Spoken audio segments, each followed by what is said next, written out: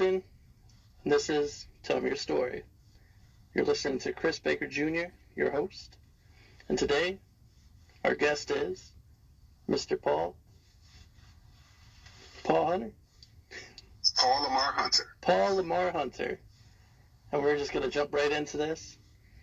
And how does life begin for you? I think life began for me in 1970 of the 16th of October when I was born to my mother, Louise Hunter, and also my father, James Hunter. And ever since I came into this world, it has been some struggle when it came to academics, when it came to poverty, and when it came to just living in a world of dysfunction and also functions as well. But you know, my story is a positive story that will also give people hope and encourage them to take their game spiritually, mentally, academically, socially, and athletically to the next level. So here I am today on your platform. Just want to let the people know that my mother actually birthed 21 natural children by my dad. So keep in mind, when my mother and dad met, they were teenagers. They was working on the cotton fields, and somehow they just, got to communicating with each other and fell in love. But as of today, there are 17 children living today, 63 grandchildren, and 87 great grandchildren. So it's a blessing to see how the family lineage has grown in a tremendous way. And now, you said with 21 kids, how was the household? Did you guys all grow up together? Was it like, did you guys have a big house, small house? Oh, let me tell you this. We grew up in the city of Racine, Wisconsin. I have to tell this story. My mother was born with, she was pregnant, I should say, with the 14th child. They were living at this time in a 2-bedroom house. And so one day the sheriff came, knock on the door, and the sheriff officer told my mom that they had 72 hours to move out because there was too many people living in this 2-bedroom house. So my mom went to church. She prayed. The next day, a miracle happened. A man came knocking at the door, and he wanted to show my mom and dad an 18-bedroom house. So my mom and dad went with the man. He showed them an 18-bedroom house. And so the man told my mom and dad, this would be your house just for $1. $1 he wanted. That's all he wanted. My dad did not get paid until Friday, and my mom didn't get paid until Friday. They did not have the money. So the man went into his wallet, and he gave my parents the $1 to purchase the home. And so that home was a blessing because years later I was born. My other siblings were born into that big, gigantic home. So it was basically a safe haven for the Hunter family. So we were basically blessed with that house because a lot of my siblings grew up in that home, and I also grew up in that home as well. And that my older sibling, that first 10 sibling, looked out for the second 11 children. So a lot of my older siblings had to forego their education so they can stay at home and educate us and teach us and watch us, because my parents, my father worked 2 jobs, my mother worked a part-time job. And so that's the reason why I give a lot of credit today to a lot of my siblings, because if it weren't for them, I wouldn't be here today speaking with you. to be in this moment, that's for sure. Now, were you saying that, like, when you guys were, like, taught anything, like, swimming, any type of lessons, did you guys, like, just teach it to each other? Like, afterwards, like, somebody would go and learn, like, swimming or whatever, and then you guys would pass it on to the next kid, and then they would pass it on to the next kid, or how did it work? Well, we were more into football and basketball and baseball, so we had a great opportunity to see a lot of my older siblings participate in sports. And so they laid the foundation that education was important, and also, you know, sports and academic goes hand in hand together. So a lot of my older siblings, you know, they played some sports, you know, and you know, especially when it came to track, they even taught us how to play basketball, how to play football, how to run track, and you know, how to work out, how to take care of the body. And so it's really a blessing, but they were very, very strong academically and athletically. So that, like I stated, that first 10 always looked out for that second unit, which was the 11. So we learned a lot from our older siblings. Now, were you guys all close in age, or were you kind of, like, spread out a little bit? We were basically spread out year by year, and like I stated, my mom, she birthed 21 children, but if you do the math, she stayed pregnant for 15 years, and that's a long time. So every year my mom was giving birth. So, you know, she and my dad, they couldn't keep their hands off each other at night or the middle of the day, especially on the weekend. So hey, that's a good thing though, man. Yeah, but the house were busy. We had chores to do. We had to sing in a choir. We had to go to Bible study. We had to go to church on Sundays. We had to participate when it came to cooking, doing chores. We did normal things like a typical family. We never got away with anything. They would discipline us if we got out of hand. If we did something wrong, my parents, father and dad, was on us. And so in today's society, that's what we miss. A lot of these children get away with a lot, but, you know, when I came up, we didn't get away with it. You know, the next door neighbor had an opportunity to spank us. And many times that we got a spanking. And when mom and dad got home, the next door neighbor would be over there knocking on the door and telling mom and dad what had happened, and then we got a whooping from dad or mom. So you know, those whoopings really made a lot of us out of great men and great women today. And yeah, you talk about the whoopings. I grew up in a time where I got them. And then, yeah, like you said, it's like discipline is definitely missed in this generation that's coming up right now. And I mean, it shows in the world today that we really need that to come back. More than anything, is just to be able to discipline your kid and it be okay. You're allowed to. Because, I mean, like you said, it taught us a lot of stuff. It helped us learn our lessons that hopefully we wouldn't make the same mistakes. Now, did you guys get the belt? Did you get the paddle? Like, Wait, listen, my mom and dad were so old fashioned. We got the belt, we got the shoe. They would, you know, discipline us with the shoe, and also they would discipline us with a switch. So we were getting it, and we never got a spanking. My mom and dad believe in that old fashioned stuff. You know, go get that switch, go get that belt. You know, go get that shoe. You know, and to me, the most dangerous weapon that they used was that shoe. Yeah. There was times, man, I still remember it like it was yesterday. Like, my dad, he would get into that mode. Like, he would start whooping me, or one of my sisters. My mom, there would be times where she would have to pull him off because it's like, Chris, all right, you got it. He learned his lesson. It was one of those, and like, man.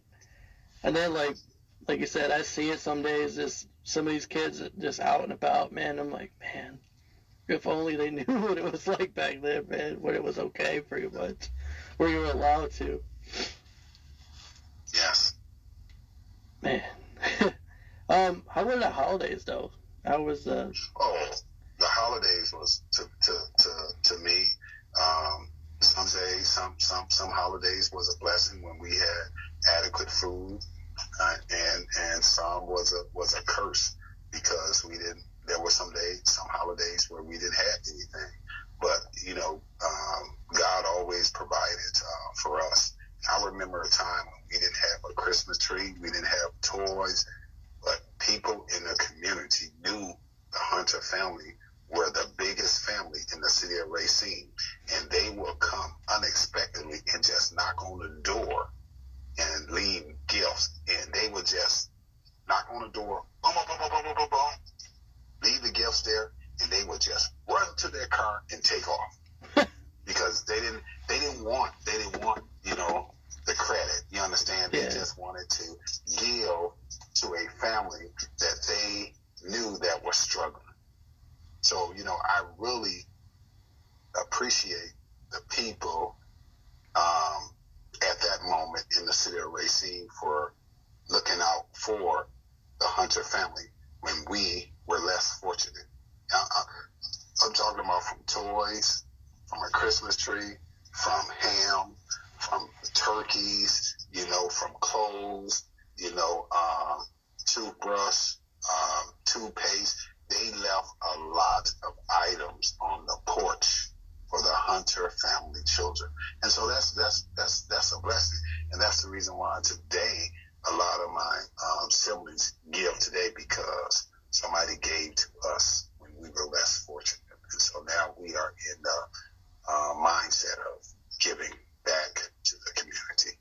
Yeah, taught and learned, and I mean, that's really cool though, man. Just thinking about it, like people reaching out to you guys, just people knowing your guys' situation, knowing your story, and just we're there to provide and help you guys out all the time. Yes, and not only that, but they was just those people that gave. I think what they did was they laid the foundation, that giving is important. And so they left a mark on my life to let me know that this is what you're supposed to do. When you see people that are down and out and less fortunate, and when you are in position of power, never forget where you come from and always be a giver. Yep, and I mean it's written. Paul talked about it how many times? You see somebody less fortunate, always give back. Mm-hmm. And yes. Even as we're approaching the Christmas holiday, the Scrooge, that's mainly what it's about. The less fortunate helping out the people. Help, you know what I'm saying? That's what that whole story is about.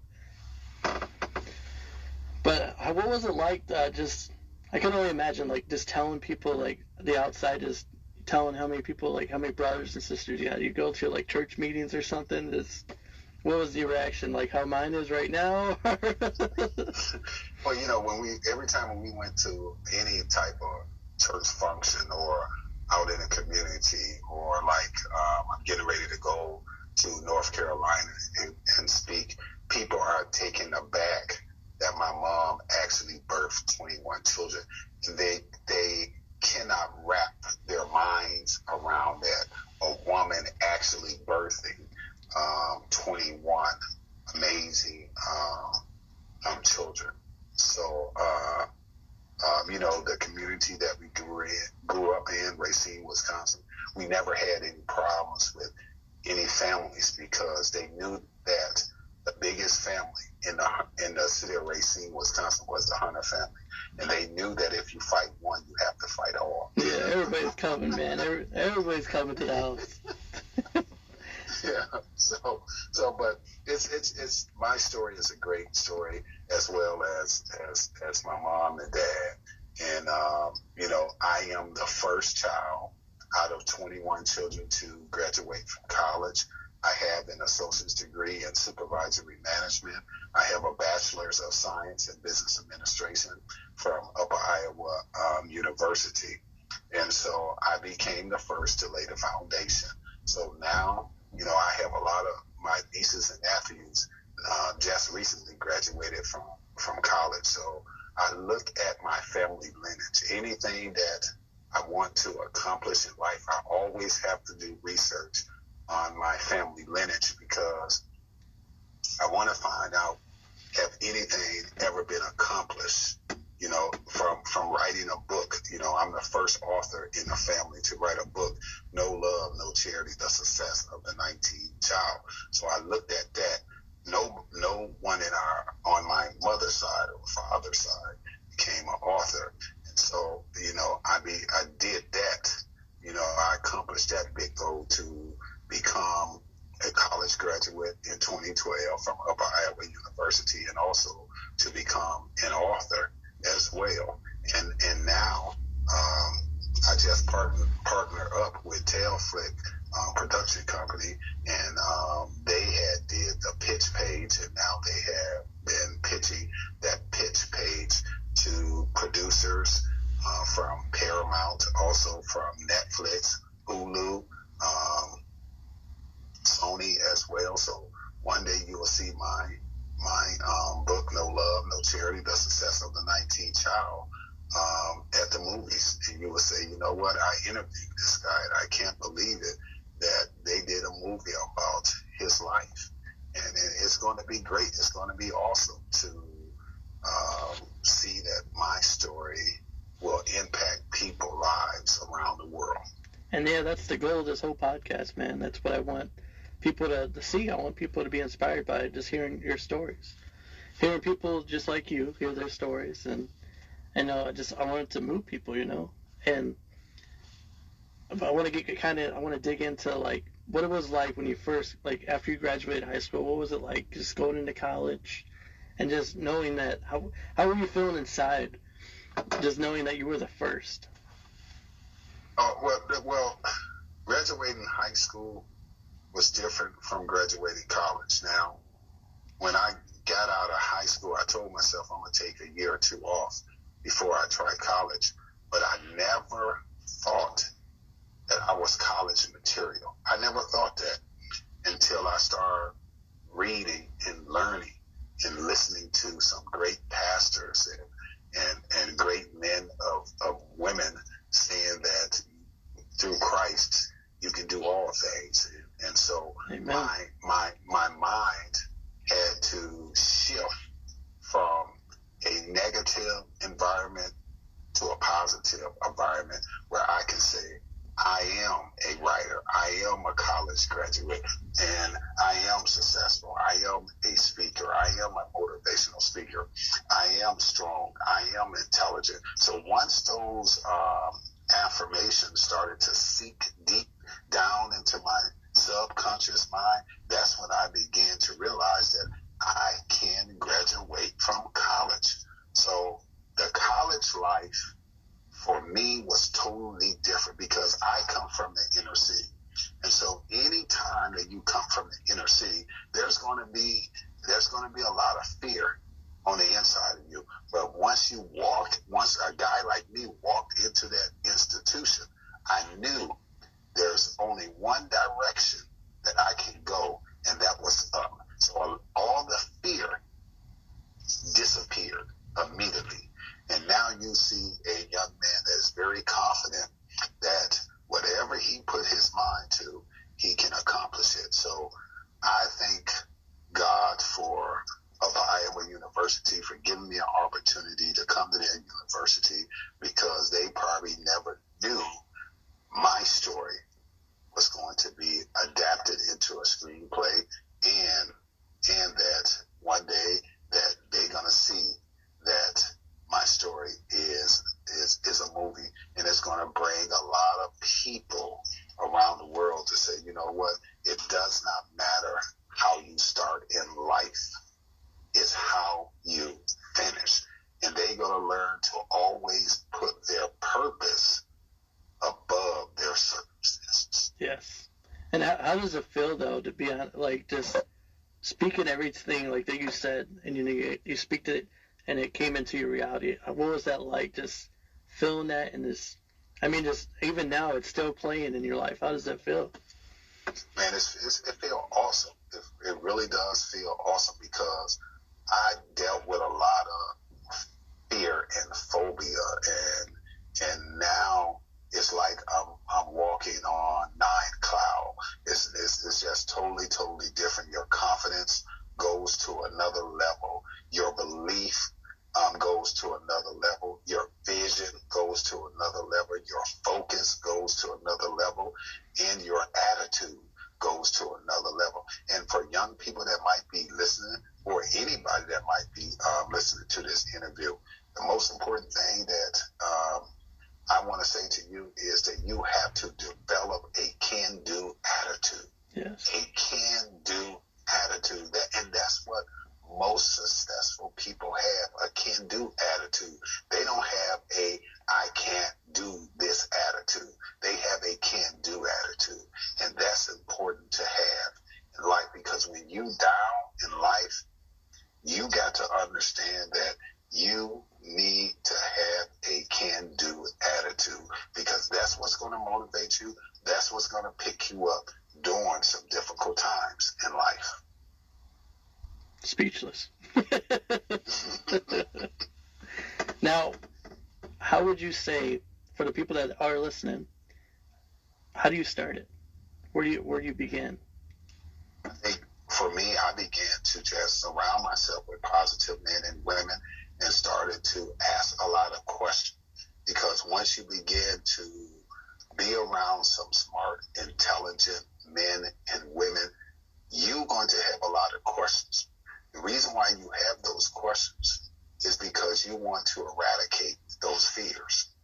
And so you start by surrounding yourself with positive men and women, and ask a lot of questions. Once you begin to ask a lot of questions, those men and women begin to share their story, how they had some of those fears in their life, some of those I cannot do it in their lives. So they will share their story, their personal story of success and how they overcame their fears as well. That's what's going to help you out. That's what's going to separate you, because everybody has a phobia. Everybody has a phobia.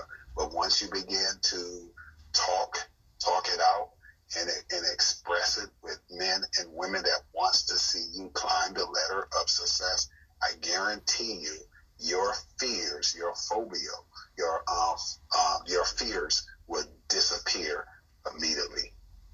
And what would your advice be for, like, when they begin that, like, okay, you say you started from a negative mindset and you had to develop the positive thinking.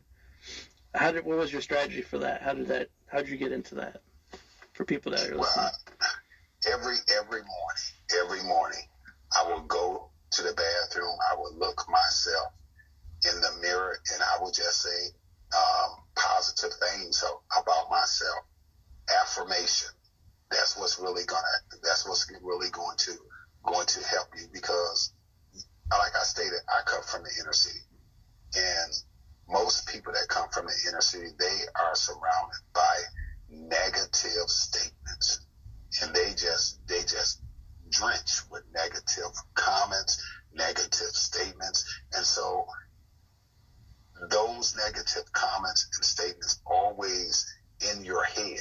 So what you want to do is get it out of your head, get it out of your subconscious mind. And the Bible talks about renewing the mind. So how do you renew the mind? You have to say confirmations. You have to say affirmations over and over again. Like I said, I am a reader. I am a writer. I am extraordinary. I am beautiful. I am unique. I am one of a kind.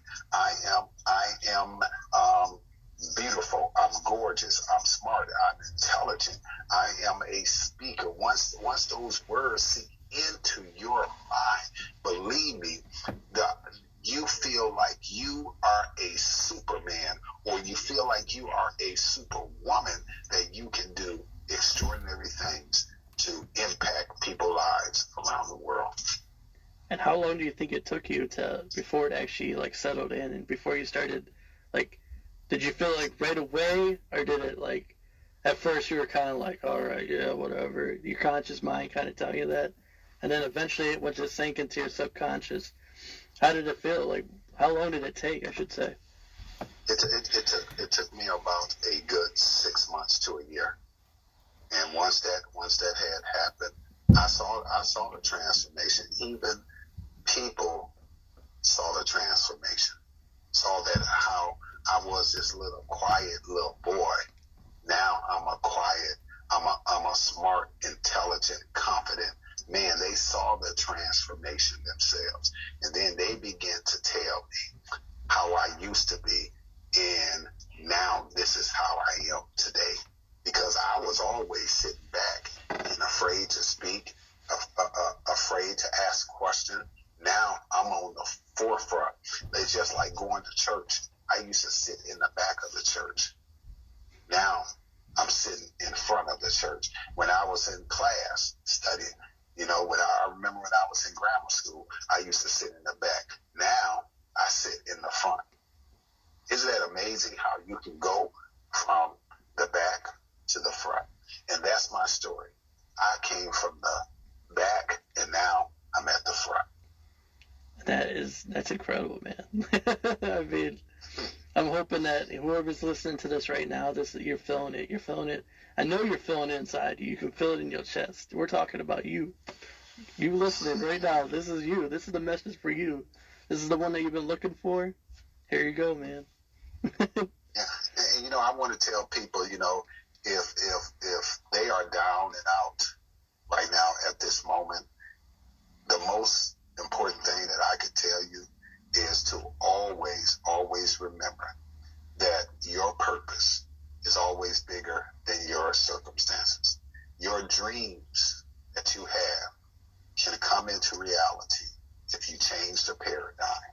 Just go out, get my book, No Love, No Charity, The Success of the 19th Child.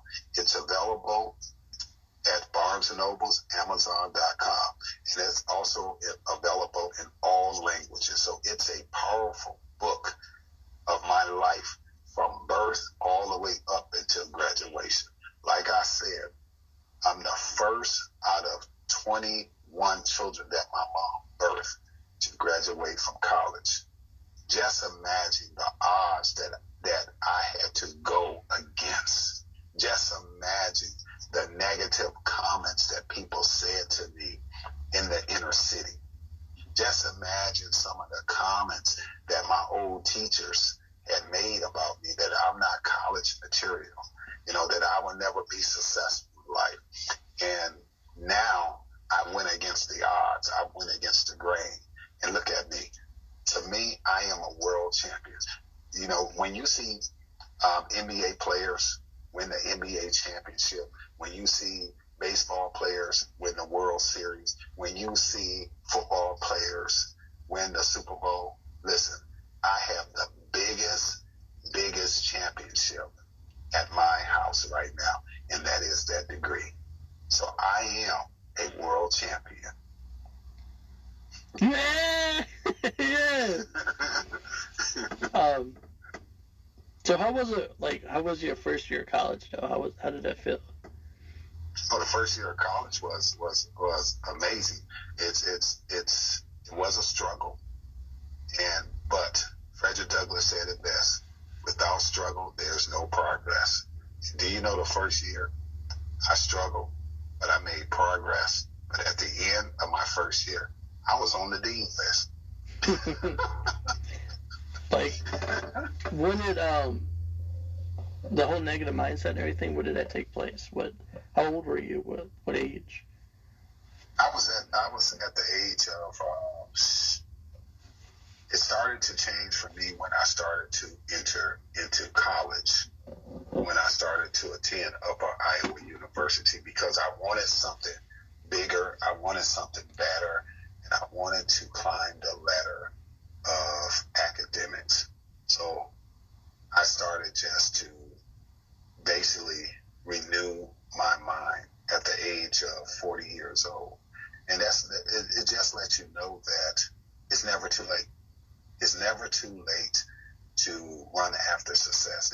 too late to change your mindset. It's never too late to become successful in life. It doesn't matter how old you are.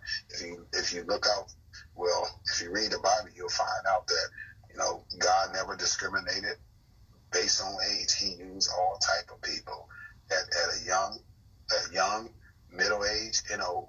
He used them all. Yeah, it's throughout the Bible. Because he will get his glory, and no how, matter what. I always think back to like the Old Testament, like Abraham, Sarah, and like how old Sarah was when she had the first child. So Yes, it's never too late. So you look at it takes a lot of faith. It takes a lot of courage. It takes a lot of strength, and it takes a lot of sacrifice to accomplish your dreams. It really does, and a lot of people don't understand that. You know, people have to, you know, have faith. Faith is gonna motivate you. Faith is gonna carry you through some difficult times in life. And you know, you have to make sacrifices. Sometimes you have to give up some things to get your goal. You understand? So, and you need strength. How do you get strength? You get strength by praying. How do you get strength? You get strength by talking to positive men and women that's going to encourage you to keep moving, to keep fighting, to keep the vision, to keep the fire going. Yep, especially right now, and like living in a technology world, there's so much out there that you can listen to. There you can go to anything. You could listen to you. You could go out there and like just type it on YouTube, listen to Les Brown. Yes. He is like, if for anybody that is listening that, you know, you just feel like you can't get through a lot of stuff, or you just had that negative mindset, that would probably be my best advice for you. Is if you're trying to beat it, especially, is like to wake up, listen to Les Brown, listen to him for about an hour. Listen to Steve Harvey. He's got a great story too. He's pretty good, and he'll get you going in the right direction too. Tony Robbins, he's pretty good. Like, just look up a lot of the motivational speakers. That's probably the best way, best advice I can give you. And now that alone, I promise you, listen to that for a whole month, your life will be different. You'll start feeling it. You'll feel a change, and just who you are, your character, and what you want in life. You'll start going after your goals. I promise you that.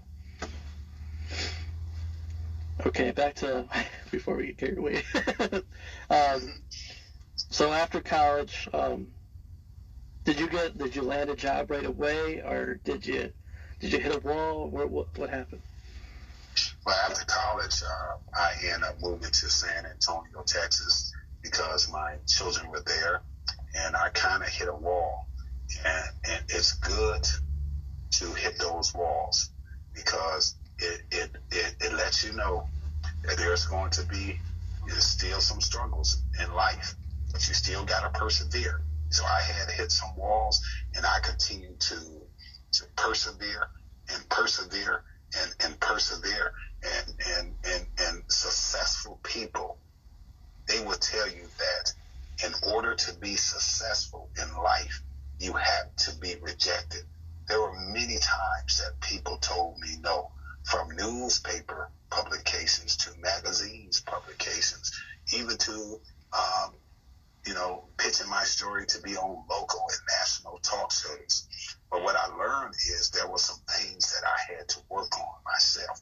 So that's the reason why I was hitting walls, because I needed to develop some things about myself.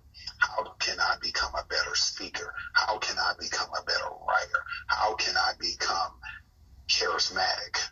You understand? How can I tailor my message to fit this new generation of children?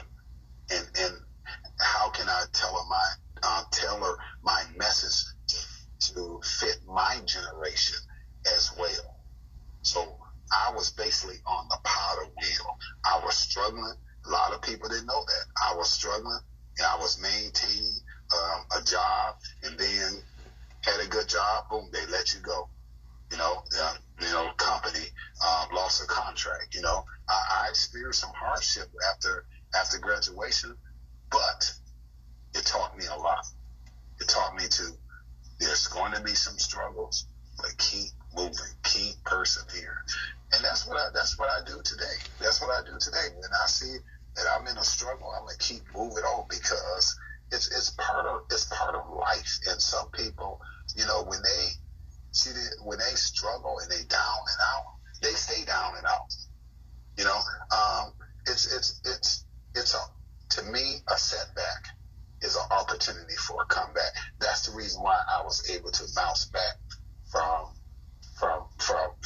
adversity, from being down. I was able to bounce back. And no matter what happens in my life today, I'm going to continue to bounce back, because I have a positive mindset that this right here is just temporary. And the end is always better than the beginning. Well said, well said.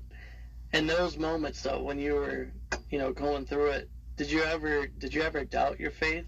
Did you ever start doubting God, or did you automatically, that's where you went to, you turned to God and said, all right, what's next? How am I going to get through this? Or I doubted God. I doubted my faith. But anytime when that happened, I will always call a mentor of mine, and he will encourage me. He will pray for me. And that's why I always thank God for positive men and women, because, when you down and out, and you have good men and women in your life, you can call and you can share with them what's going on in your life, and they praying for you, and that's what's going to help you to, to realize that, hey, you got to keep fighting, you got to keep pushing, because doors are going to open up. And, I was listening to Mark Cuban. He was talking about how he had struggled for so many years, and people did not even know that him and his friends, was living in this old apartment together. There was about 9 or 10 of them living in an apartment together, and nobody knew that they was all living in that apartment together. And nobody knew that they was all working on some things to get, to become millionaires and billionaires. Nobody knew. See, people don't know your struggle. Once you become successful, they just think success happens overnight. No, success doesn't happen overnight. Winning the lottery does, but success doesn't happen overnight. But when you become successful to other people, it seems like it happened overnight. Never did it happen overnight. You have to struggle so you can develop some things in your life, and that could be developing character, developing honesty, developing a prayer habit. That could be developing a spirit of giving. You understand? Yeah. So a lot of people don't understand the struggle until you begin to share your struggle, and that's when they realize, like, wow, this man, slept on the floor. Him and 10 people in this apartment, and he slept on the floor, and now he has a mansion. Now he has a big bed. You understand? So, it's good to share your struggle, because it's going to help other people that might be struggling. Yes. And that's never give up. That is the beautiful thing of it all, man, is just, that helps your faith too. Like, makes you a lot stronger in the end, because you always think back to when you get deeper in prayer life and you're talking to God, you're just like, man, you've had me every day. You've been at my back 100. The situations that I didn't think I was going to get through, I got through because of you. Yeah. And then, yes, indeed. What I say, man, is when the storms hit, the greatest blessings come out of them storms. When it's pouring, it's raining, and you think there ain't going to be no sunshine, but when that sun does come out, all you can think is, it was all worth it. It was worth it. And that's the way I look at my journey. I can't complain. There was many times that I could have been dead, but God spared my life. And I look back and I say, this journey was worth it. It was worth the struggle. It was worth me crying. It was worth me making the sacrifice. It was worth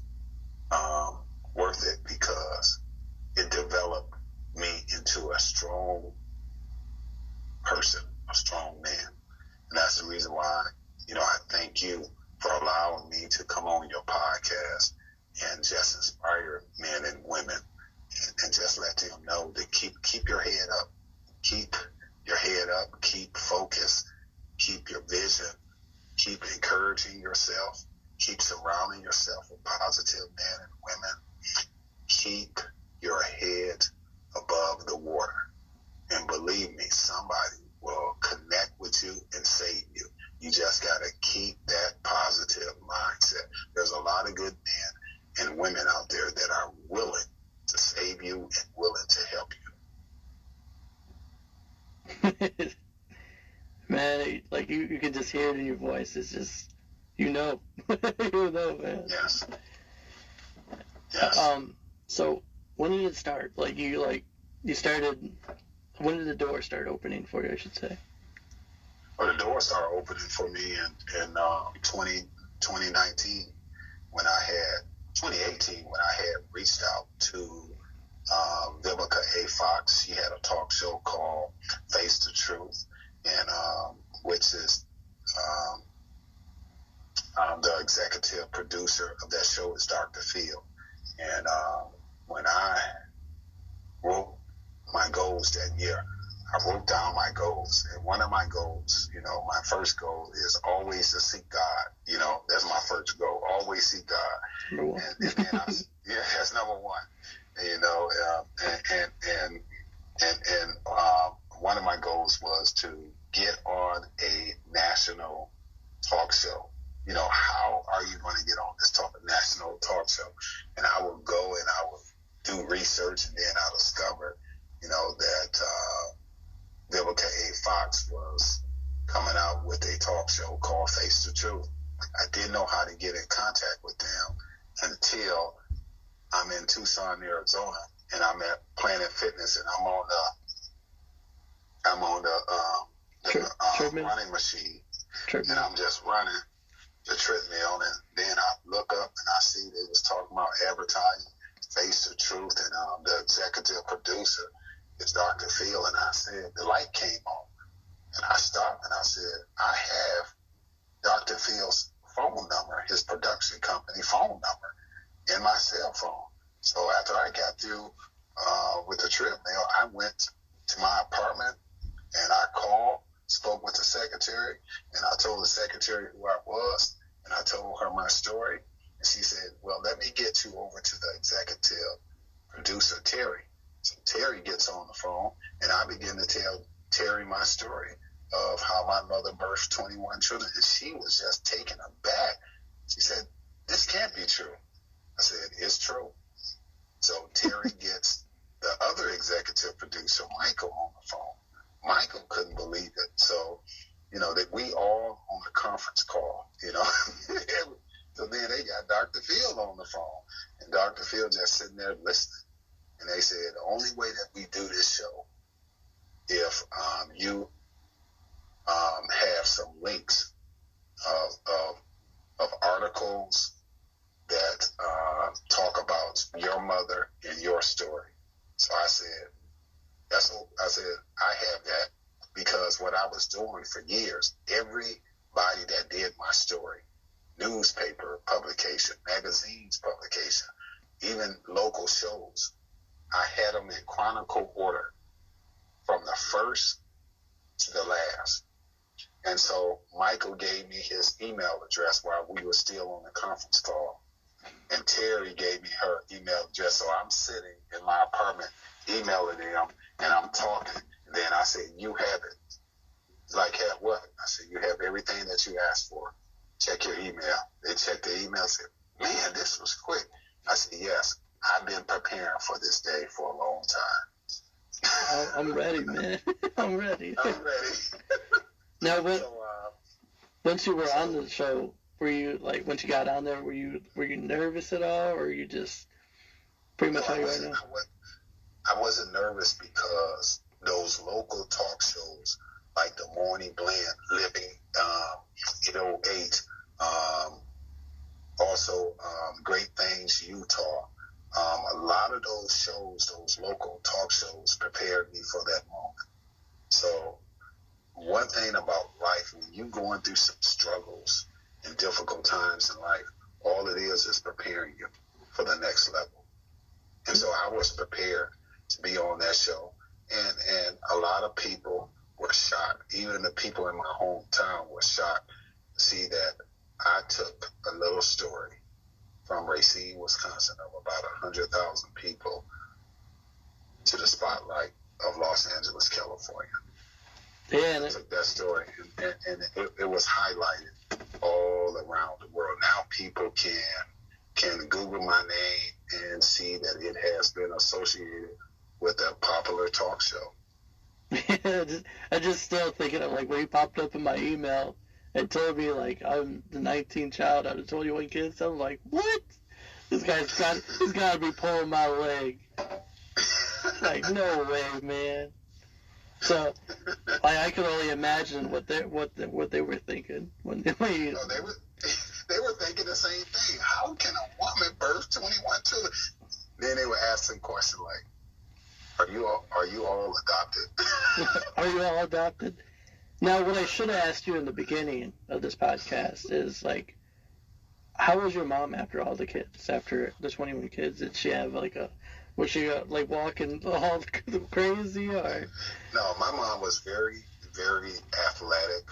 She was still walking and talking, and doing research. When I was growing up, they always say that it takes 6 weeks for a woman to recover. I just recently did some research, and it has evolved. It says that when a woman has one child, it doesn't take 6 weeks for her body to recover. That the research has improved. It said it takes 18 months for a woman's body to fully recover. So you look at, like I said, 21 children. She stayed pregnant for 15 years. Wow, that's amazing. Yeah. So my mom's body probably recovered after her last child. She had her last child, I want to say 44, 45. So I think my mom's body recovered after 15 years of having her last child. Because like I stated, the research says one child, it takes a woman 18 months for her body to fully recover. 15 years. Did she have any problems with her hips later in life, or as she got older? No, my mom walked fine. My mom talked fine. Never had any problems with her knees. And her friends that had 2, 3, 4, 5 kids, they had knee surgery. You know what I'm saying? Hip surgery. My mom never had that. Never had that. Never had surgery on her body. And amazing about this story is that Dr. Flox in the city of Racine, he delivered half of the Hunter family's children, and he delivered all of the grandchildren. Wow. Wow. And I remember Dr. Flox delivering my second daughter, Victoria. And Dr. Flox was delivering my second daughter, and he turned around and looked at me and said, "Who are you?" And I was told him, "I'm Paul Hunter." He was like, "Oh, you're the 19th child." He just remembered, And so while he's delivering my daughter, he's telling me how he delivered, me and my other siblings. I can only imagine what was going through his head, just like it's continuing, it's going on. Did any of your brothers or sisters like even compete with your mom at all, or come close? No, they didn't. My brothers and sisters did not want all those children. The most of my brother has 7, and one of my second oldest sister, she has 7 kids, but majority of us have like 4 or 5. That's it. Me, I have 4. I don't want to have 21 children. I think I would go crazy. And with the 4 that I have, that's enough for me. 2 girls, 2 boys, I'm good to go. I mean, it's just incredible, the whole story of just you guys all stayed together. Most parents would have probably, gave up or gave it off to, like you said, gave it off to adoption or something after, a period of time. But kept all you guys together, and nobody's adopted. Everybody's all from the same mom and dad. And I mean, that's just really incredible, man. Yeah, you got to understand, that's a lot of sex. Yeah. Remember that song? Turn off the lights, doom, doom, and light a candle. Yeah. Your dad, your mom, they was really enjoying each other. Hey, every moment that they got, Chris, they was going at it. Yeah. I mean, I can only imagine, like, having kids now. Where do they find the time to do it? With all these different, where do they find the time? How do they get themselves no privacy? Sometimes I wonder, was it a quickie? Yeah, wasn't a quickie. Wait, I just heard a joke the other day. I guess if you got somebody that's short in the family, that was a quickie, I guess. That's because your folks had a quickie. So whoever's short, they were the quickie.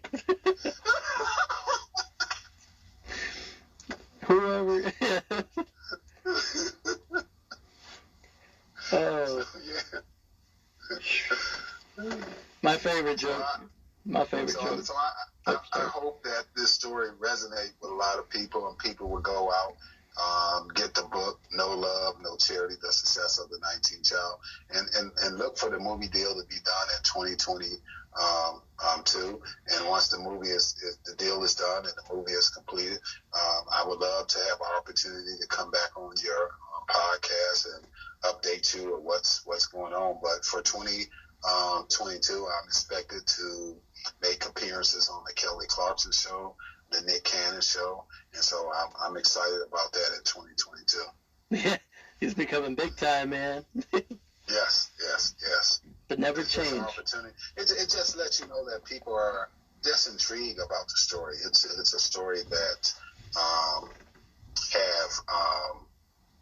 have a lot of impact on other people's lives as well, and people want to hear positive stories, even though there's some negativity in there, but it's about overcoming the odds. This is my story, overcoming the odds. Who would never imagine a guy like me from the city of Racine, Wisconsin, will go against the odds, will fight, and climb his way to the top, but always remaining positive during some difficult times. I shouldn't be here on your podcast, but God kept His hands on my life, and I'm here, and it's great to be on your show.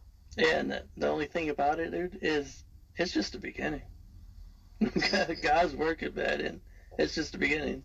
It's just getting started. Yes. Just getting started. But yeah, thank you for coming on the show, and thank you for telling me this incredible story. It's an incredible story, man. Yes. So if people want to get more information, they can visit my website, PaulLamarHunter.com, PaulLamarHunter.com. I'm on all social media platforms under Paul Lamar Hunter. Paul Lamar Hunter. Remember the name. Anything else they should know about before we end the podcast? Well, I just want to encourage people that's listening to this podcast that my story never ended in defeat, but it ended in victory. Always put God first. Always remember to never give up. Mic drop. Anywho, I'm going to wrap this up. Thank you for being on the show, Paul. Hey, thank you for having me on. And then everybody else that's listening, thank you for listening.